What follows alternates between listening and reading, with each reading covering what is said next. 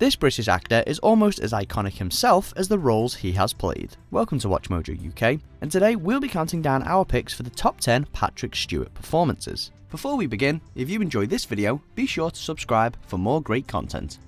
For this list, we'll be highlighting the best performances from Shakespearean actor and geek icon Sir Patrick Stewart. We'll be looking at his roles in film, television, video games, and any theatre performances that were filmed and broadcast. Them kings, the seed of Banquo kings. Number 10, King Claudius, Hamlet, Prince of Denmark. Though yet of Hamlet, our dear brother's death, the memory be green, and that it us be fitted to bear our hearts in grief, and our whole kingdom to be contracted in one brow of woe. Like his frequent collaborator Ian McKellen, Patrick Stewart is first and foremost a Shakespearean actor, and has performed in a variety of film and TV productions of the bard's work throughout his career. Amongst his interpretations of characters such as Macbeth, John of Gaunt and King Lear, one of his earliest as the treacherous King Claudius in Hamlet still stands as one of his best. "'Tis a fault to heaven, a fault against the dead, a fault to nature, to reason most absurd, whose common theme is death of fathers. We pray you, throw to earth this unprevailing woe, and think of us as of a father." Opposite Derek Jacobi in the title role, Stewart's performance as one of Shakespeare's greatest villains was so iconic, he later reprised the role in a 2009 adaptation starring David Tennant as Hamlet. Though yet of Hamlet, our dear brother's death, the memory be green. Number 9, Patrick Stewart, Extras. Ricky Gervais's award-winning British sitcom about the life of background performers is well known for its use of celebrity guest appearances, as main characters Andy and Maggie find themselves encountering larger-than-life versions of famous film and television stars. As actors, the only choice we have is yes or no, whereas if you're writing your own material, you're creating your own opportunities. In the first series finale, Andy seizes an opportunity to get Patrick Stewart to pass on his pilot script, at which point the venerable performer pitches his own obscene screenplay about a superhero with the power to undress women. So in my film, I play a man who controls the world with his mind. Stewart plays the whole absurd scene with absolute sincerity, and whilst he agrees to pass on Andy's script, he also drops on him the mother of all Star Trek related insults. You've seen Star Trek The Next Generation, right? I haven't, no. Well, your wife won't let you have it on, has it? I'm not married. Number 8, Ebenezer Scrooge, A Christmas Carol. Charles Dickens's holiday-centric ghost story is now an intrinsic part of the Christmas experience, and many actors, from Albert Finney to Jim Carrey, have portrayed the central role of Ebenezer Scrooge for over 100 years. If they'd rather die, they'd better do it and decrease the surplus population. Stewart's interpretation of the miserable moneylender in this 1999 TV movie retains much of Dickens's words, but he brings a more unique and subdued bitterness to the character, which only makes his transformation at the end that much more joyous. Pity me.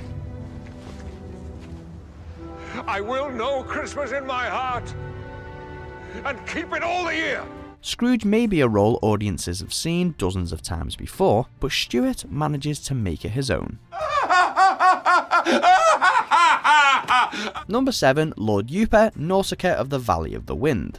For the 2005 English dub of this Hayao Miyazaki classic, alongside the likes of Uma Thurman, Mark Hamill and Shia LaBeouf, Patrick Stewart is cast as the noble Lord Yupa. Lord Yupa! Nausicaa, I didn't recognize you. As swordmaster to the titular princess's Valley Kingdom, Yupa is a fierce warrior and a vital ally to Nausicaa on her quest to save the post-apocalyptic world from more destruction. While I was traveling, I heard a frightening rumor. It was said that a monster from the old world was unearthed from deep beneath the city of Pegite. Combined with Miyazaki's superb animation and designs, Stewart's distinct voice perfectly complements the classic mentor role Yupa serves, which only gives the absurdly mustachioed character even more credibility. Don't move! This Ohm shell knife can slice right through that zirconian ceramic armor of yours. Number 6, King Richard, Robin Hood, Men in Tights.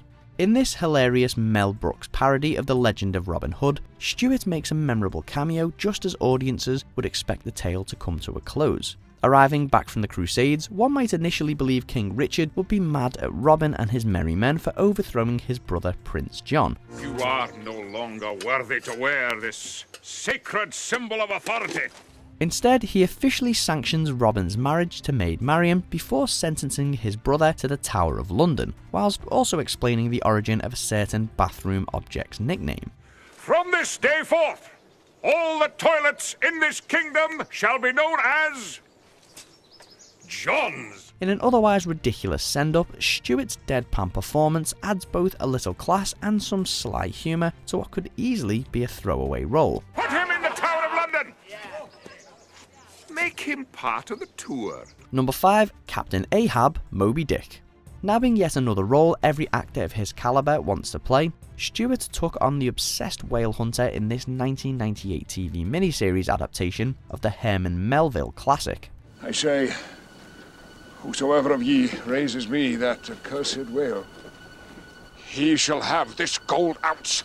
Having already dabbled with Melville's haunting words in his role in Star Trek First Contact, Stewart easily slips into the part of Ahab and brings exactly the kind of commanding and crazed performance you'd hoped for. Do you feel the full force shock of it? Though parts of the series are dated now, Stewart's performance still stands up, which is especially impressive as he stars alongside Gregory Peck in his final performance before his death, who previously played Ahab in the 1956 John Huston film of Moby Dick.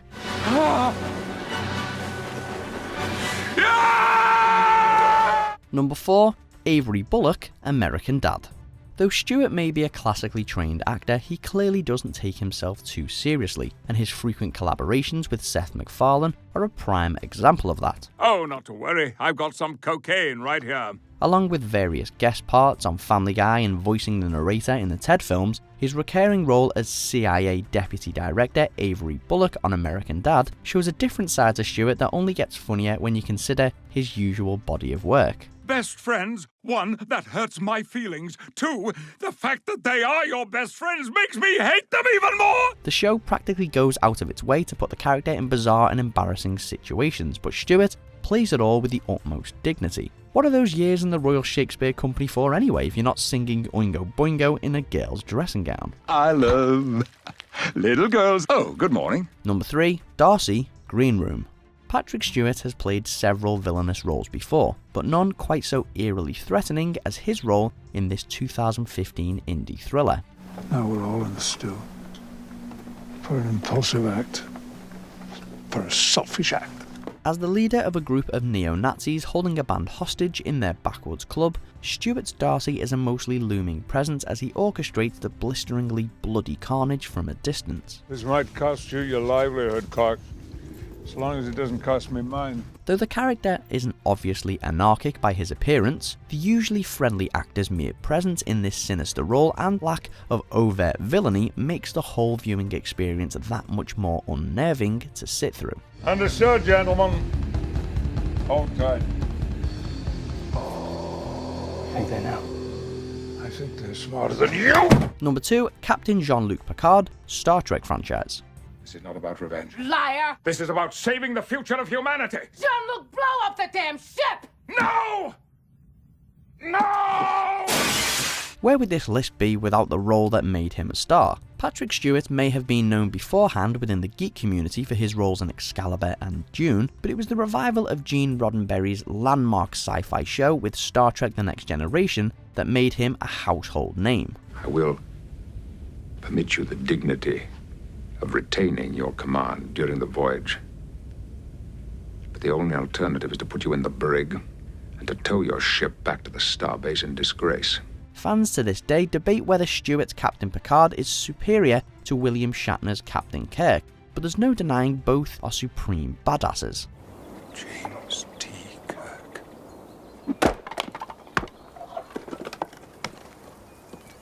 Beautiful day. Stewart continued to play the role through all 4 next-gen movies and a guest spot on Deep Space Nine, and he still regularly reprises the role for shows like Family Guy and Robot Chicken. 2300 hours. Time for the night crew to relieve us. Number 1, Professor Charles Xavier, X-Men franchise. Though Star Trek shot Stewart to worldwide recognition, it simultaneously typecast him and he struggled to find other roles during his 7-year tenure on the show. Luckily, a shot at another franchise saved him from obscurity. Physics. I'm Charles Xavier. Would you like some breakfast? His role as Charles Xavier played to Stewart's strengths as a wise leadership figure, which has led him to play the character in 7 films as well as numerous video games. It all started that day in 1973, the day she first killed. His tragic and beleaguered interpretation of Xavier in 2017's Logan is not only widely seen as Stewart's best performance as the mind-reading schoolteacher, but so touching a swan song that Stewart decided to retire from the franchise, unless Deadpool or Legion come calling, that is. Somebody has mentioned Deadpool. Oh!